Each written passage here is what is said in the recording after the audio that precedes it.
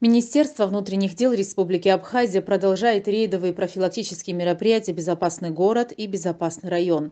В ходе построения личного состава в Рио начальника УГАИ МВД Лоуи Налыпа поставил перед сотрудниками ряд задач, обозначив основные цели рейда. Первым местом дислокации стал город Новый Афон. К Афону в преддверии курортного сезона сотрудникам поручено проявлять особое внимание. Традиционно город привлекает большой турпоток, обеспечить безопасность которого – приоритетная задача милиции. Управлением госавтоинспекции МВД Республики Абхазия проводятся профилактические мероприятия по республике, направленные на выявление водителей, управляющих транспортным средством в состоянии алкогольного либо иного опьянения. Министерство внутренних дел очень обеспокоено сложившейся статистикой дорожно-транспортных происшествий.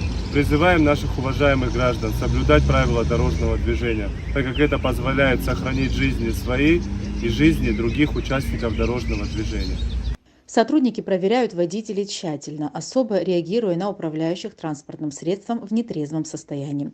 Статистика ДТП, основное количество которых совершается водителями под алкогольным или наркотическим опьянением, тревожит Министерство внутренних дел. Сотрудники милиции давно работают без выходных, постоянно призывая граждан к бдительности и безопасному вождению, а также соблюдению правил ПДД.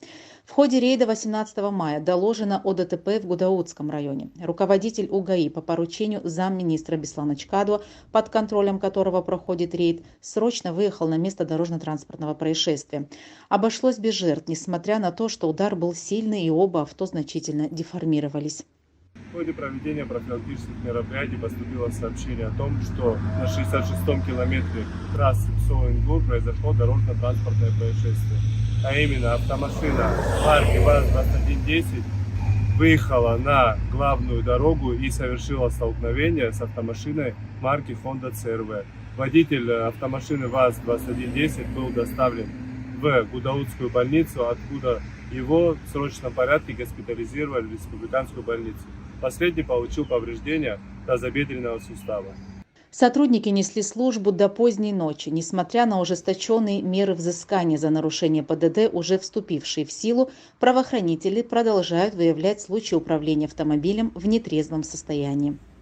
В ходе проведения профилактических мероприятий в городах и районах Республики Абхазия сотрудниками отделов ГАИ и Управления госавтоинспекции Министерства внутренних дел Республики Абхазия было выявлено 267 административных правонарушений. Все граждане, управлявшие транспортным средством в состоянии опьянения, будут лишены водительского удостоверения сроком на полгода. На последних будет наложен штраф в размере 30 тысяч рублей. Рейдовые мероприятия сотрудники милиции продолжат далее по всей республике. МВД напоминает, что основной целью рейдовых профилактических мероприятий является снижение количества правонарушений и обеспечение безопасности всех участников дорожного движения.